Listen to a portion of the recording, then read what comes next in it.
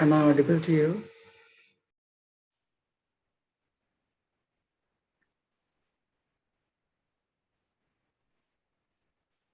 Pause. Hello, hello. Good evening, sir.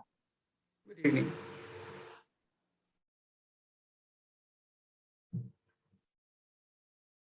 Are you comfortable in English or Hindi both? Sir, in both. Fawaz, Yes, sir. Hindi or English or both? Both Hindi and English. Good. So अभी तक आपने कुछ पढ़ा है? हाँ, अभी school में पढ़ाई चल रही है ना वही।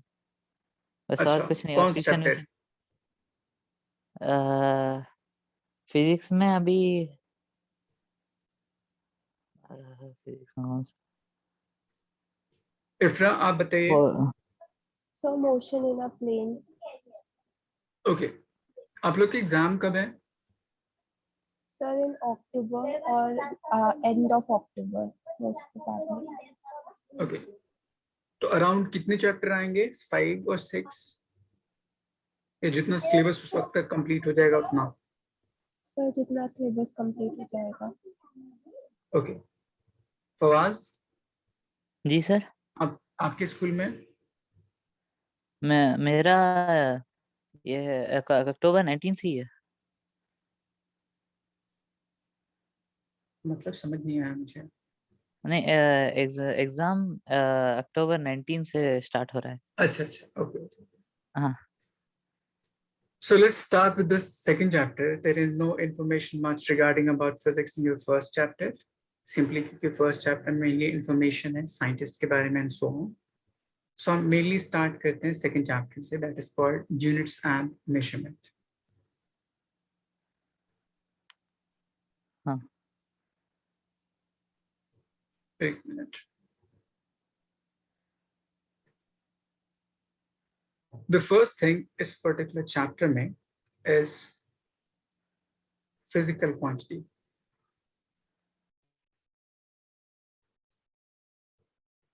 Ifra, do you have any idea about this particular term? Physical quantity? No, sir.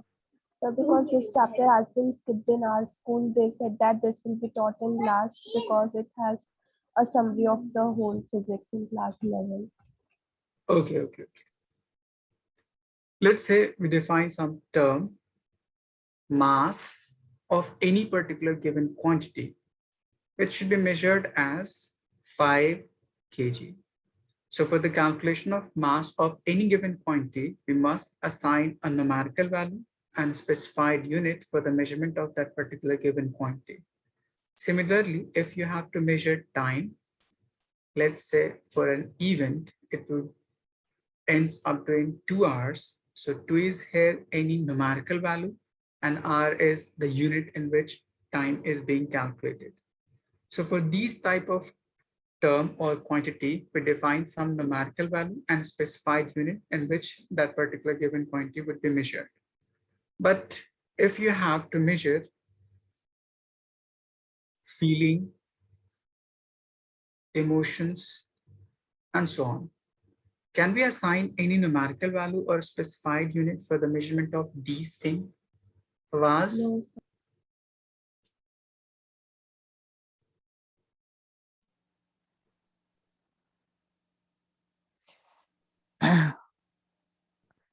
क्या मैं कोई नंबर या स्पेसिफाइड ऐसा यूनिट असाइन कर सकता हूं इन टर्म्स को मेजर करने के लिए?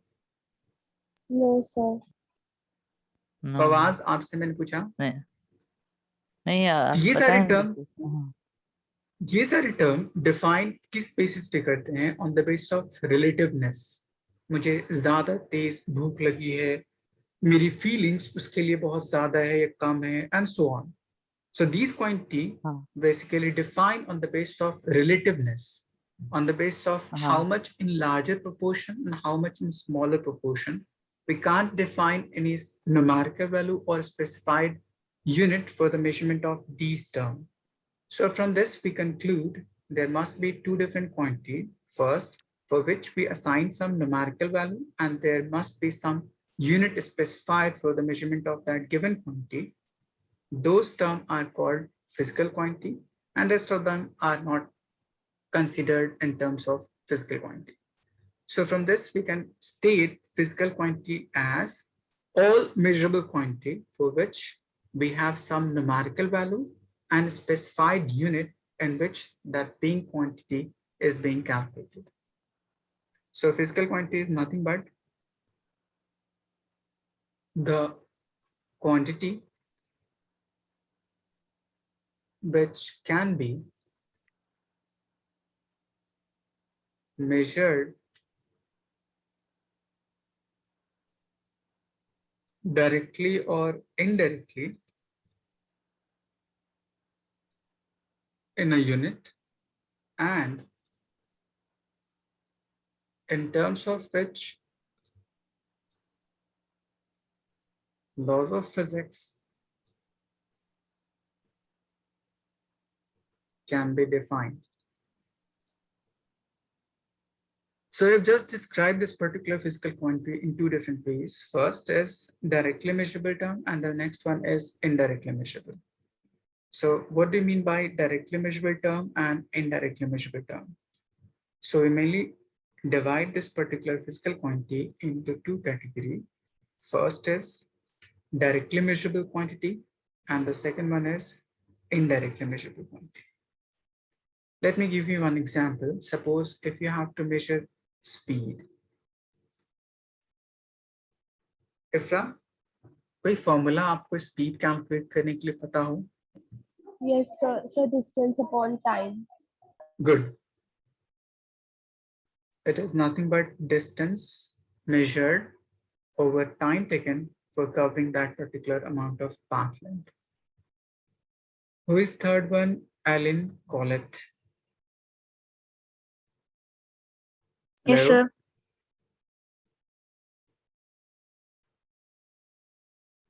sir. Any doubt till now? No, sir. Okay. So let's define you this particular quantity, which is speed. Speed is measured in terms of distance measured by the quantity over time taken.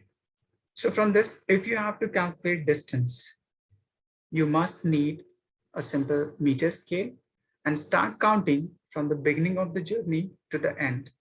So we can say for the measurement of this particular distance or path length for a particular journey, we don't have to depend on other quantity for its measurement. So we can say this particular distance is directly measurable quantity. Similarly, if you have to measure time, you just need any watch or a stopwatch for the calculation of duration of the journey and so on. So we can say directly measurable quantities are those quantities which are independent of other quantity, or we can simply measure it directly. The quantity which are independent of other quantity for its measurement are called directly measurable term. Similarly, in this particular relation, speed is being measured on the basis of both distance as well as time taken. So we can say for the measurement of this particular speed, we must need both distance measurement as well as time measurement. So we can say speed is directly dependent on two different parts. First is distance and second one is time. So these quantities are called indirectly measurable, means the quantities which are dependent on other quantity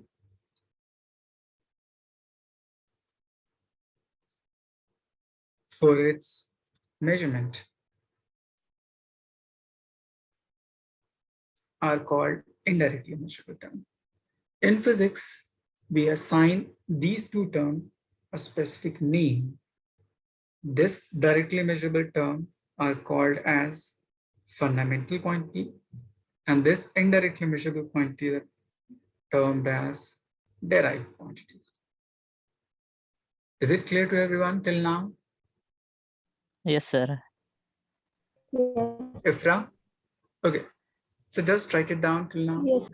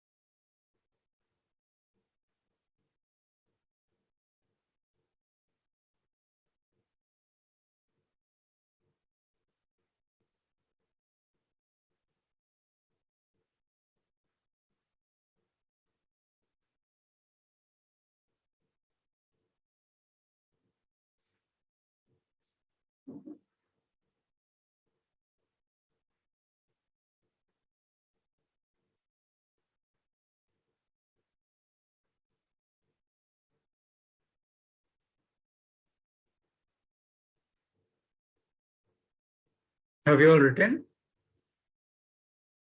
Yes, sir.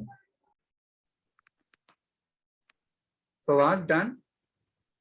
Yes, sir. A little bit. Wait for a second. Wait a second.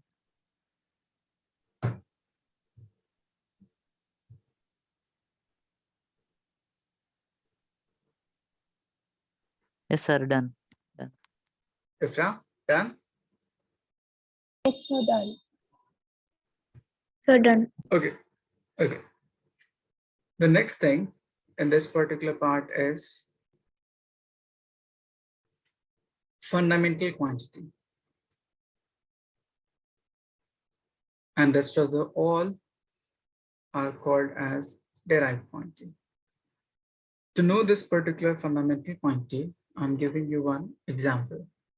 Suppose when you have started learning in your childhood, the first step or the first thing you have learned is English language. What was the first step with which you have started your learning this particular English language? Yes, sir, with alphabets. Good. It was nothing but alphabet. Means A, B, and so on to Z. Now, on knowing them, we start rearranging to form words like apple, bag, and so on. On knowing these a word, we start rearranging them to form sentences and so on.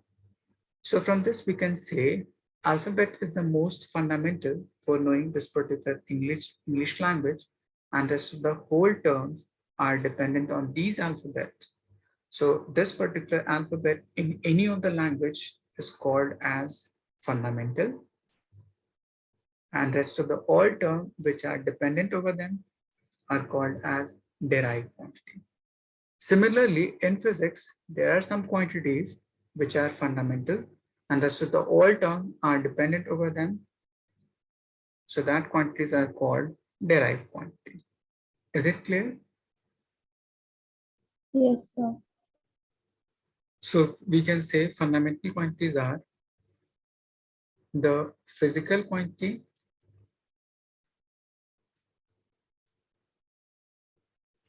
which are independent of other quantity. So we have mainly two different types of fundamental quantity. First is base quantity and there are some quantity whose property are differ from this particular base, so they are categorized as supplementary quantity. Now I'm giving you some example of this particular base quantity. You must have heard the earliest branch of physics, which is nothing but mechanics. In mechanics, we deal with just three terms: mass of body, length it would travel, and time taken. So on knowing these three terms, we would be able to calculate displacement, velocity, acceleration, force, linear momentum, angular momentum, and so on.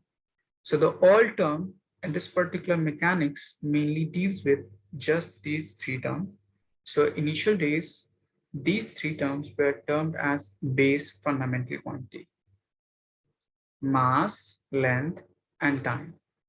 But due to advancement of physics, some more quantities enrolled in this particular category, suppose as temperature, electric current, amount of substance, and last one is intensity of light. Is it clear to everyone? Yes, sir. Yes, sir. Yes, sir. So now let me define you the SI unit in which these quantities would be measured. Suppose for the measurement of mass, SI unit would be kilogram. Length is measured in terms of meter and time is measured in terms of second. Fawaz, tell me the SI unit for the measurement of temperature. Kelvin. Kelvin. Good. Similarly, for the measurement of electric current, Ampere. amount of substance measured in terms of mole, and intensity of light in terms of candela. So we have total base as 7 different base quantity, and there are 2 supplementary quantity whose property or behavior is somehow different from this particular base quantity. The next term we define in this particular part is dimension. I'll explain you later what do you mean by dimension, but in terms of dimension, mass is represented by capital M, length as capital L, and time as capital T. For temperature, capital K, electric current, capital A, amount of substance, mole, and for intensity of light, CD. These are just representation of these fundamental base quantity for the case of dimension. I will describe you later what do you mean by dimension. Okay. Okay, So sir. anyone, do you have any doubt till now? No, sir. No, sir. Just write it down.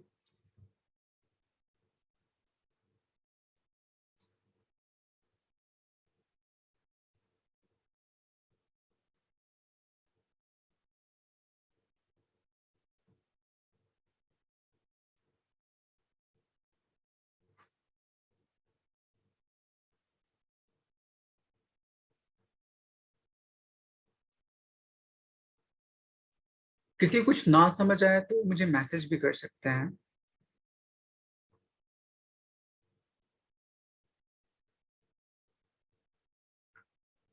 Sir, can you please explain me what is after amount of substance?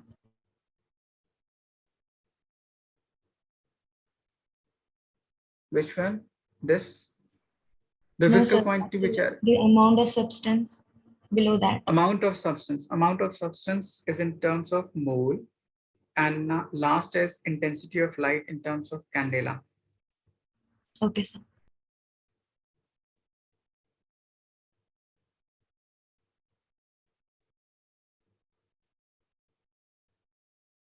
So written.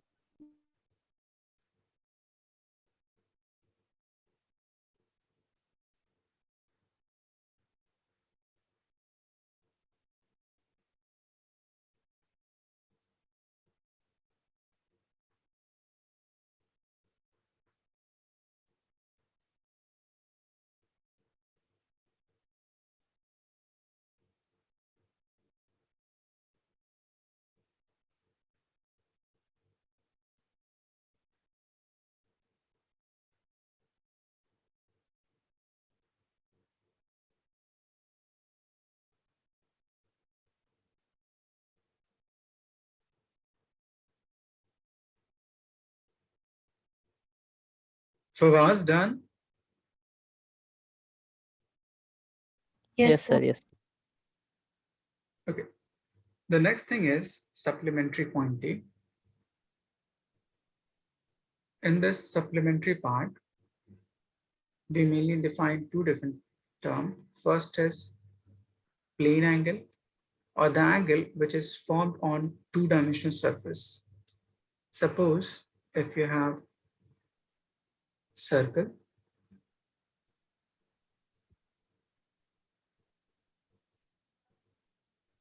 from center, this is one radius and this is another. These two would be inclined at some angle theta at this center, radius, radius.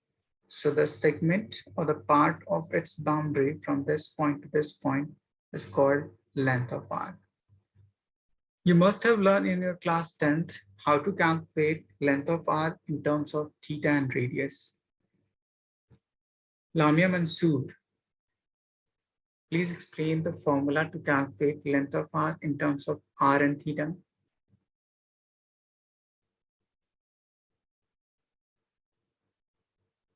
Ifra, So theta upon 316 to 2 pi r. good. Length of arc is equals to theta over 360 degree into 2 pi r. In this formula, we use theta in terms of degree measurement. Now we have two different units for the measurement of this particular angle. First one is degree measurement and the next one is radian measurement. In degree measurement for complete circle, total angle would be 360 degree, but in terms of radian measurement, it would be 2 pi. So there is a relation to convert degree measurement into radian measurement. Just multiply degree by pi by 180 degree. It will convert in terms of radian. Suppose if you want to convert 30 degree, so just multiply 30 into pi by 180, 0 and 0 would cancel out, 3 in 6 time. So it will be nothing but pi divided by 6 in terms of radian. So 30 degree would be equals to pi by 6 in terms of radian measurement. Similarly, if you convert this particular 360 degree in terms of radian, it would be theta divided by 2 pi into 2 pi r. 2 pi and 2 pi gets cancelled out. So L is equals to r times theta. So if you have to calculate theta, so it would be theta is equals to length of arc by radius. This particular theta is measured in terms of radian measurement. So this angle is called plane angle, or the angle which is formed on two-dimensional surface. Similarly, there is another term that is called solid angle, or the angle which is inscribed in three-dimensional region.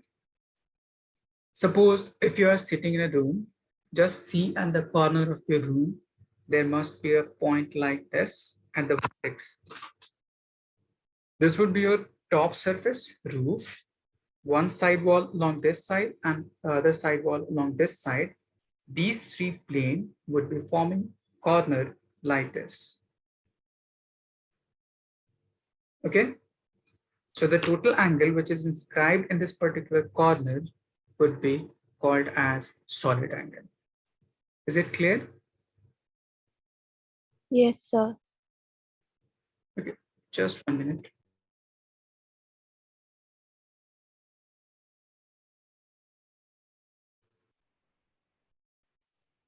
So solid angle would be, let's say, a surface extended by any arc in three dimension like this. So this would be your vertex, and the total distance from this vertex to this surface would be r. So the amount of angle subtended at this corner is called as ohm, or which is called as solid angle. So solid angle is represented by ohm, is equals to area in front of it over r squared. And this solid angle is measured in terms of st radian as its SI unit. Is it clear to everyone? So can you Lamia? please explain the diagram? Since if you have cone at the corner, let me form it by 4 different surfaces like this. It may be of 5 different planes like this and so on. So it may vary from 3 plane to 4 plane to 5 plane and so on. So we have to deal with just this particular corner. So the amount of angle which is formed at this particular corner is called as solid angle. So I have just cut a piece of segment of any sphere. Suppose if you have a sphere,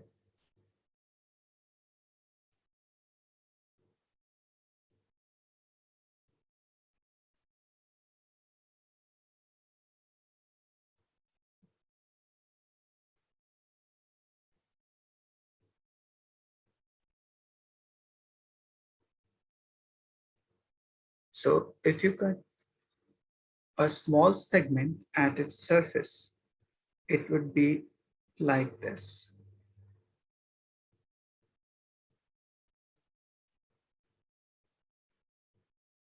Suppose this would be your center. So the angle at this particular point, which is subtended by these faces at this point, would be termed as solid angle. Ifra, is it clear? Okay, sir. Yes, Okay. sir. Now it's clear. Fawaz, any doubt? No, sir, no. Okay, just write it down. Okay.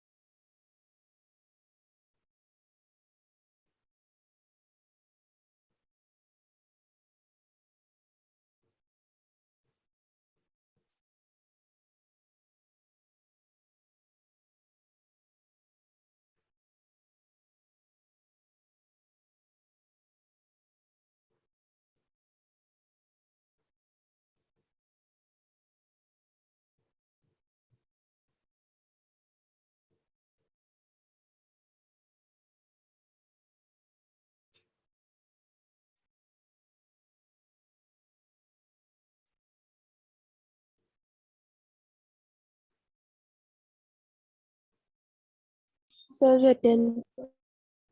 Okay. Alan, Done, sir. Lamia, Mansoor, Yes, sir. done? Yes, sir, I'm done. Okay.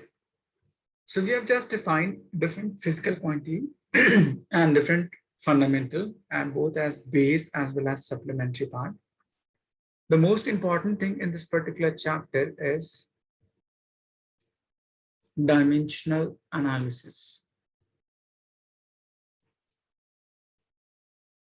So first of all, what do you mean by dimension or dimensional formula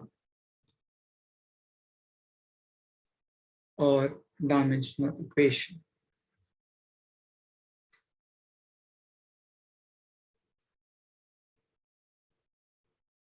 Suppose in your class 10th, you must have learned geometry in mathematics. In geometry, for any of the geometrical figure, let's say for cube, cuboid, cylinder, sphere, and so on, we define some physical quantity as length, breadth, height, depth, width, radius, diameter, and so on.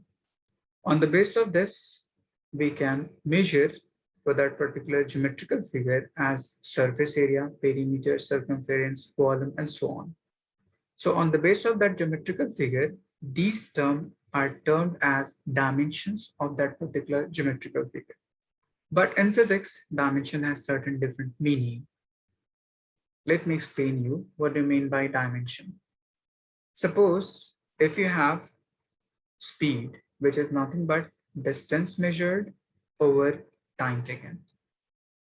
Distance is nothing but measurement of length, and length in terms of dimension can be represented as capital L. Similarly, time is a fundamental quantity and it is represented as capital T. If you bring this particular term to the numerator, since it has +1 exponential, so on going to numerator, its exponential would change to -1. So it will becomes LT to the power -1. Now just see this particular representation. L is nothing but length being measured in terms of meter. Similarly, time measured in terms of second, and there is negative exponential, it means per second. So this whole term would be nothing but meter per second. This quantity or this representation is defining in relation with this particular quantity, speed. We must have learned in your earlier classes, this is nothing but SI unit for the measurement of that particular speed. So from this, we can conclude for any of the quantity, let's say here speed, if it is represented in terms of raised power to the fundamental quantity, such that the representation is defining you the SI unit of the given quantity, then this representation is called dimension. So dimension in physics is simply the representation of any quantity in terms of raised power to the fundamental quantity, which gives you their SI unit, is called dimension, dimensional formula, or dimensional equation. Is it clear, Ifra? Yes, sir, it's clear. Good. Fawaz? Yes, sir, it's clear. Good. So dimension is nothing but the representation of any quantity in terms of raised power to the fundamental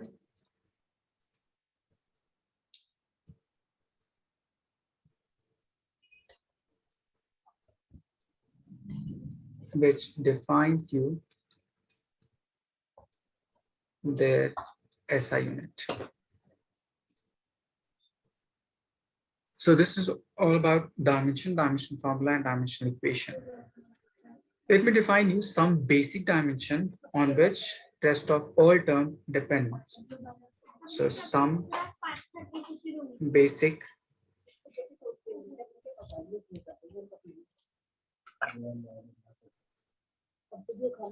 dimensions. First is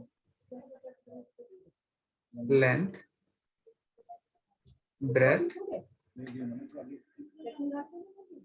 depth, height,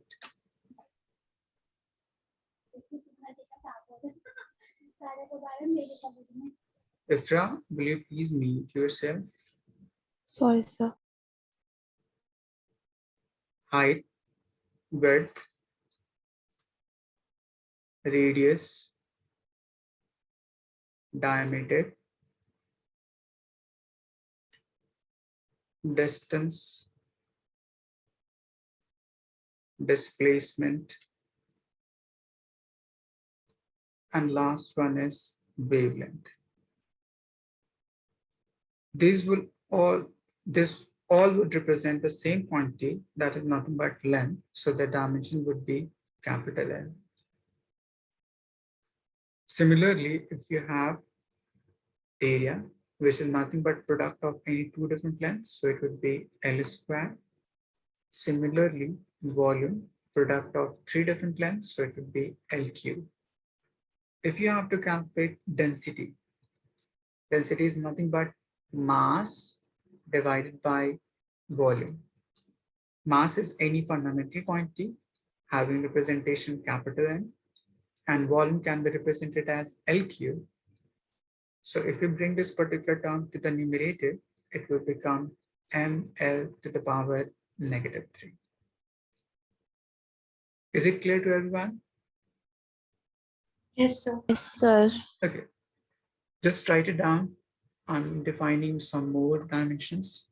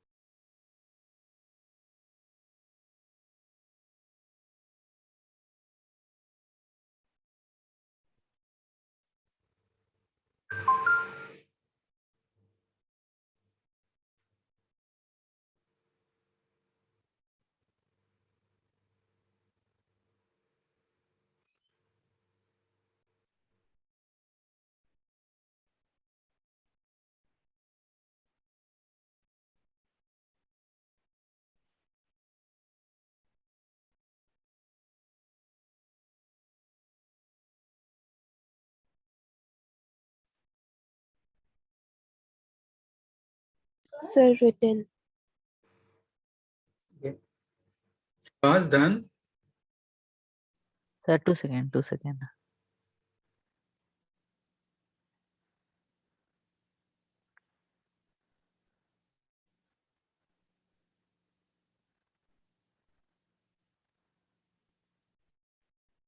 Sir, done.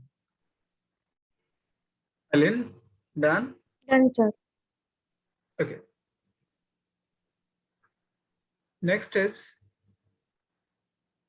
speed, velocity, and speed of light.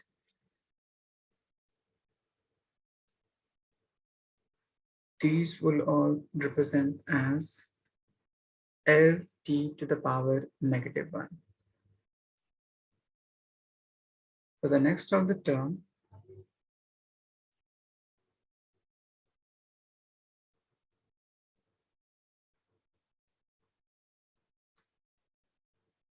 next is acceleration,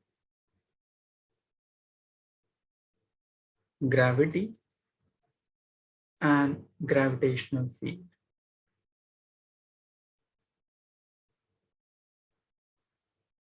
Lamia Mansoor, tell me the formula to calculate acceleration.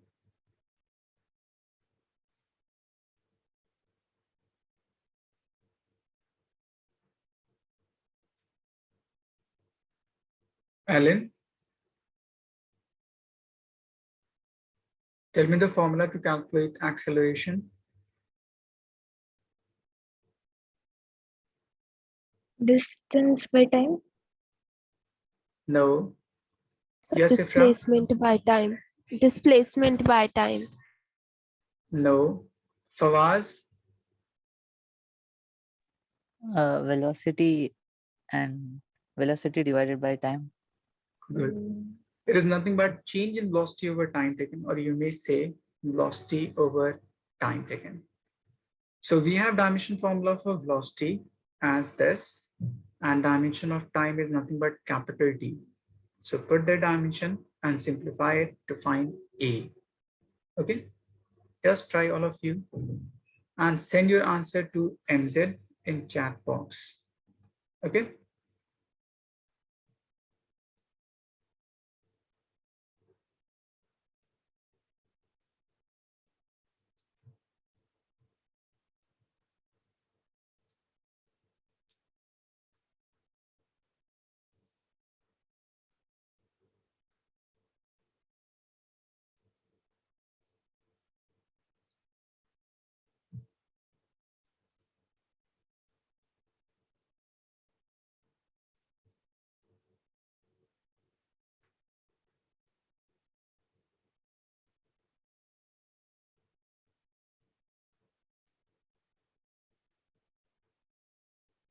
Ifra, simplify your answer further.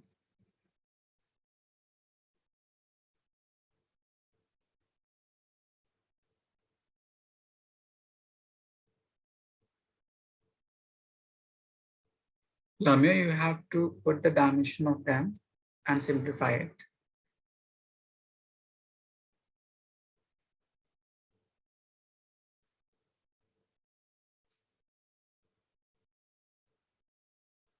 Just see, for velocity, dimension is LT minus 1, and for time, it is nothing but capital T. So if we bring this particular term to the numerator, its exponential would change to -1. We have already -1 t to the power in numerator. So on combining them, it will become LT to the power -2. So for acceleration, dimension would be LT to the power -2. Is it clear, everyone? Yes, sir. sir.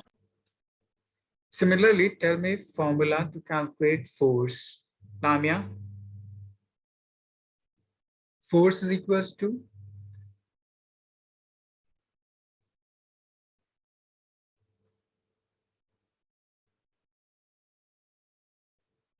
Ifra,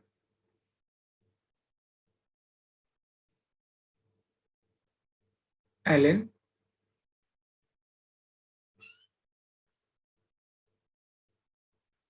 force is nothing but mass times acceleration. We have dimension formula for mass as capital M, and dimension formula for acceleration is LT minus 2. Just put them.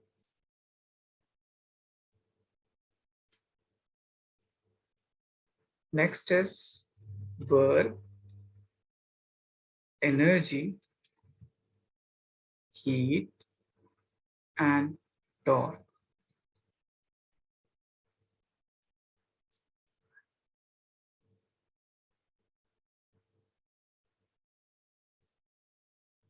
Suppose if you put the dimension of these terms, it would be just mass for capital M and acceleration being LT to the power T minus minus 2. T. So in total, it will become M L T raised to the power minus 2. Now, if you have to calculate work done is nothing but force times displacement. So we have dimension formula for force as this, and we have already defined displacement in the previous term as this. So put the dimension of each part and try to simplify it. Please try to solve, everyone.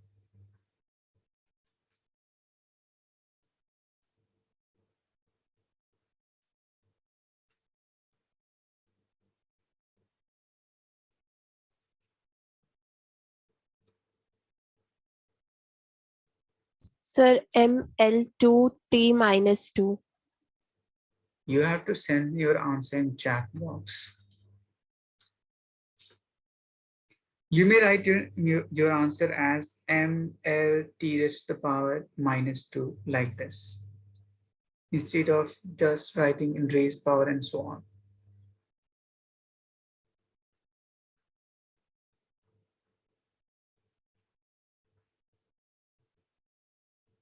Good.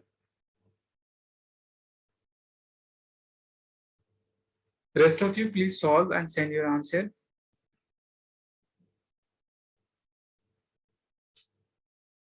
Good, Lamia.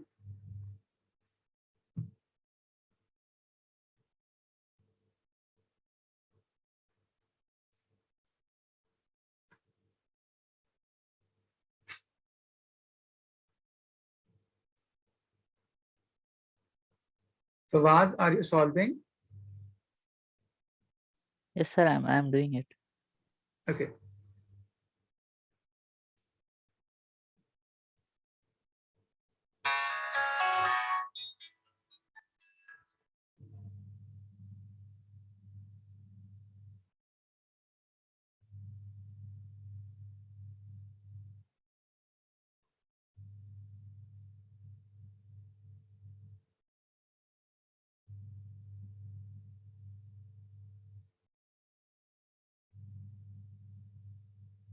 Ellen, have you done?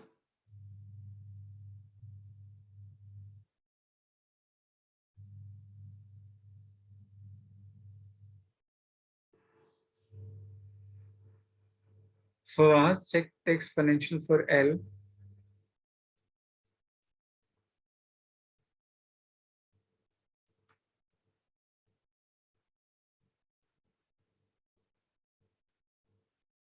Just see, for force, it is nothing but mlt raised to the power minus 2. D is nothing but displacement, which is nothing but just length. So here we have length to the power 1 and length to the power 1. So on combining, it would become L square t raised to the power minus 2. Okay, for us? Yes, yes. So it would be ml square t minus 2. Next is linear momentum. It is represented by small p, which is equals to mass times velocity. Mass is capital M and velocity is LT minus 1. So it will become mlt raised to the power minus 1. Angular momentum is defined as L is equals to radius times linear momentum. Just put the dimension and try to simplify it. Try to solve, everyone.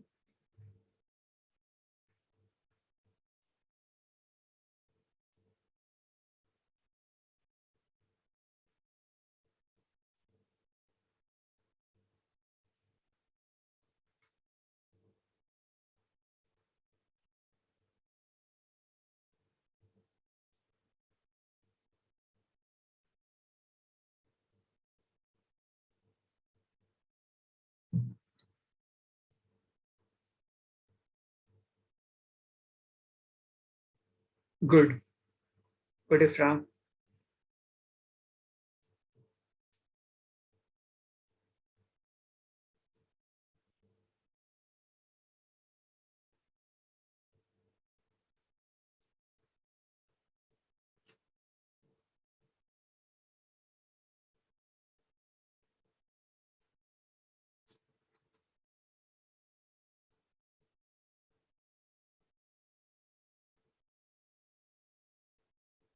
Lamia, please send your answer.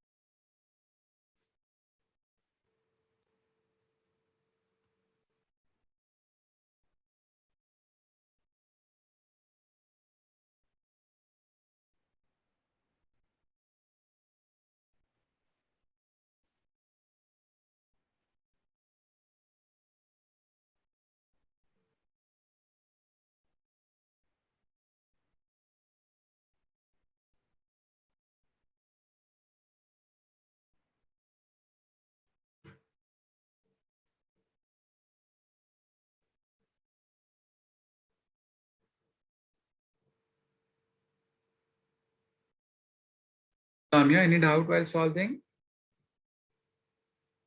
Yes, sir. Can you please explain? Let's see, for this particular angular momentum, R is nothing but radius, which can be represented as length, capital L. P is nothing but linear momentum, for which we have dimension formula as mlt to the power minus 1. So we have two different length here, and they are in multiplication. So according to the law of exponential, their exponent will add it together. So it will become m to the power 1, L to the power 2, and t raised to the power minus 1. Is it clear?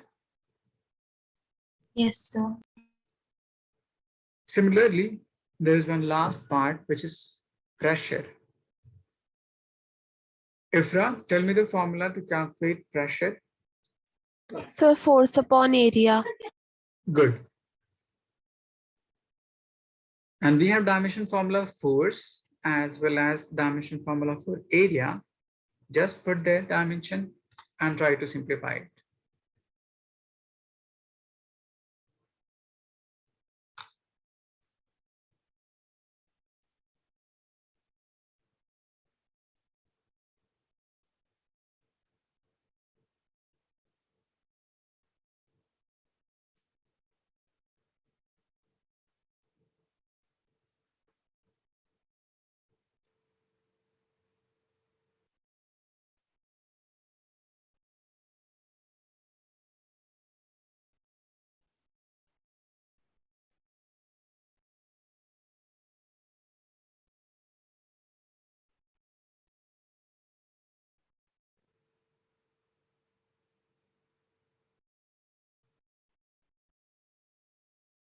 Good, Ifra.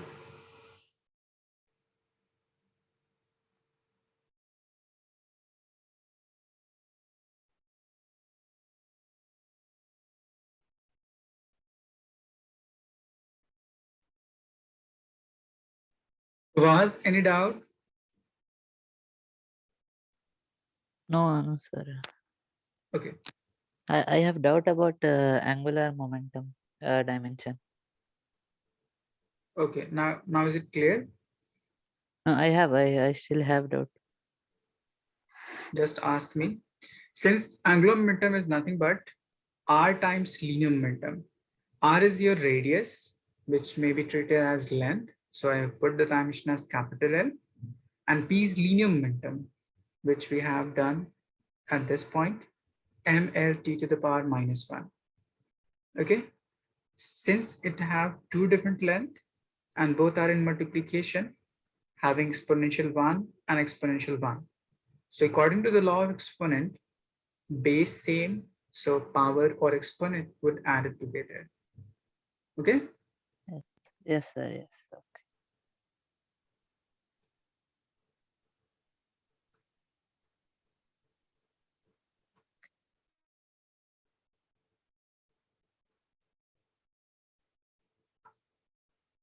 Ellen, any doubt?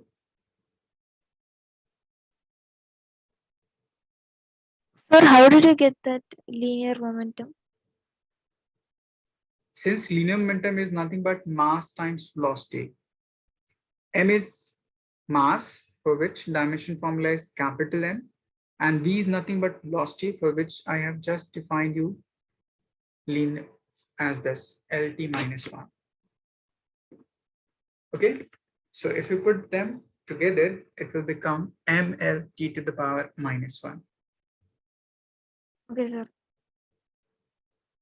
Similarly, if you put the dimension formula for force and area, it will be mLT to the power minus 1 for force. Similarly, area is nothing but L square, which I have written here, this part. And if you simplify it, since L raised to the power 1 in numerator and L raised to the power 2 in denominator, so they two would be in division. And we know that law of exponential, when two quantities having same base and they are related by division, so the exponent of them would get subtracted. So 1 minus 2 becomes minus 1. So it will be m L raised to the power minus 1 e raised to the power minus 2.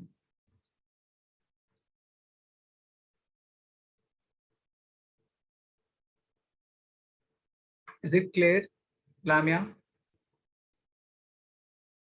Yes, sir. Alan, just see your answer.